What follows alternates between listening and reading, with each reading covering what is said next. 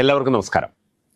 മുസ്ലിം league എന്ന രാഷ്ട്രീയ party എടുക്കുന്ന തീരുമാനങ്ങളുടെ എല്ലാം ആൽഫയും ഒമേഗയുമാണ് പാണക്കാട് കുടുംബം.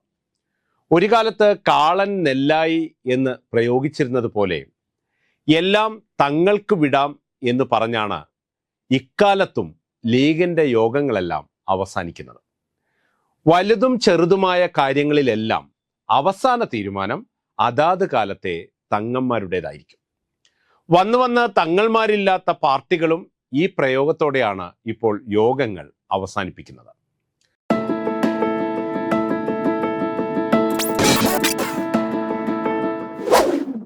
കോൺഗ്രസുകാർ ഹൈക്കമാൻഡിന് വിടാം എന്ന് പറഞ്ഞ് ശീലിച്ചതും ലീഗിനോടൊപ്പം നടന്നതിൻ്റെ രാപ്പനി കൊണ്ടാകും എന്ന് സംശയിക്കുന്നവരുണ്ട്. ഇങ്ങനെ പാർട്ടി കാര്യങ്ങളുടെ കടിഞ്ഞാൺ സ്വന്തം കയ്യിലിരിക്കുമ്പോഴും തിരഞ്ഞെടുപ്പ് വഴികളിലൊന്നും പാണക്കാട് തറവാട്ടുകാരെ കാണാറില്ല. എന്നാൽ ഒരിക്കൽ പാണക്കാട്ട് നിന്ന് ഒരു നാമനിർദ്ദേശ പത്രിക വരണാധികാരിക്ക് ലഭിച്ചിട്ടുണ്ട്. മുസ്ലിം ലീഗിന്റെ മുൻ അധ്യക്ഷൻ സാക്ഷാൽ പാണക്കാട് ശിഹാബ് തങ്ങൾ തന്നെയാണ് 1973 ഒരു ലോക്സഭാ ഉപതെരഞ്ഞെടുപ്പിൽ മത്സരിക്കാൻ പത്രിക നൽകിയത്.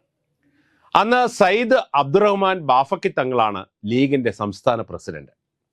1971 തിരഞ്ഞെടുപ്പിൽ മഞ്ചേരിയിൽ നിന്ന് ജയിച്ച മുഹമ്മദ് ഇസ്മായിൽ സാഹിബിന്റെ മരണത്തെ തുടർന്ന് അവിടെ ഉപതെരഞ്ഞെടുപ്പ് പ്രഖ്യാപിച്ചു. സി അച്യുതമേനോൻ മന്ത്രിസഭയിൽ അംഗമായിരുന്ന CH മുഹമ്മദ് കോയയെ രാജിവെപ്പിച്ച് മഞ്ചേരിയിൽ മത്സരിപ്പിക്കാനായിരുന്നു പാർട്ടി തീരുമാനം. CHനൊപ്പം ഡമ്മി സ്ഥാനാർത്ഥിയായി പത്രിക നൽകിയത് പാണക്കാട് പൂക്കോയ തങ്ങളുടെ മകൻ മുഹമ്മദ് അലി ശിഹാബ് തങ്ങളായിരുന്നു. കോൺഗ്രസ് നേതാക്കളായ മംഗലം ഗോപിനാഥ്, ആര്യാടൻ മുഹമ്മദ് എന്നിവരോടൊപ്പം മലപ്പുറം കളക്ട്രേറ്റിൽ നേരിട്ട് ചെന്നാണ് 30-കാരനായ ശിഹാബ് തങ്ങൾ പത്രിക സമർപ്പിച്ചത്.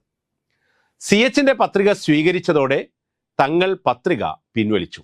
തിരഞ്ഞെടുപ്പിലാകട്ടെ CH മുഹമ്മദ് കോയ എതിരാളിയായ A ഉമ്മർ ഖാനെ 1 ലക്ഷത്തിലേറെ വോട്ടിന്റെ ഭൂരിപക്ഷത്തിൽ പരാജയപ്പെടുത്തുകയും ചെയ്തു. ഈ പതാക കൊടുങ്കാറ്റുകൾക്കെതിരിൽ, വെള്ളപ്പൊക്കങ്ങൾക്കെതിരിൽ, വ്യാപാരികൾക്കെതിരിൽ ഞങ്ങൾ കെട്ടിപ്പടിച്ചുകൊണ്ടുപോകാം. അസാധ മുട്ടാതെ അക്കരെ എത്തിച്ച ഈ പതാക നിങ്ങൾ യുവജനങ്ങളിൽ നിങ്ങൾ ഏറ്റുവാങ്ങുക എന്ന് മാത്രമേ ഞാൻ നിങ്ങളോട് പറയുന്നുള്ളൂ. സുഹൃത്തുക്കളെ, നിങ്ങൾ ആരുടെയും അടിമകളാകരുത്, നിങ്ങൾ ആരുടെയും വിറകുവെട്ടികളാകരുത്, നിങ്ങൾ ആരുടെയും വെള്ളം കോരികളാകരുത്. പുതിയൊരു കഥയുമായി നാളെ വീണ്ടും.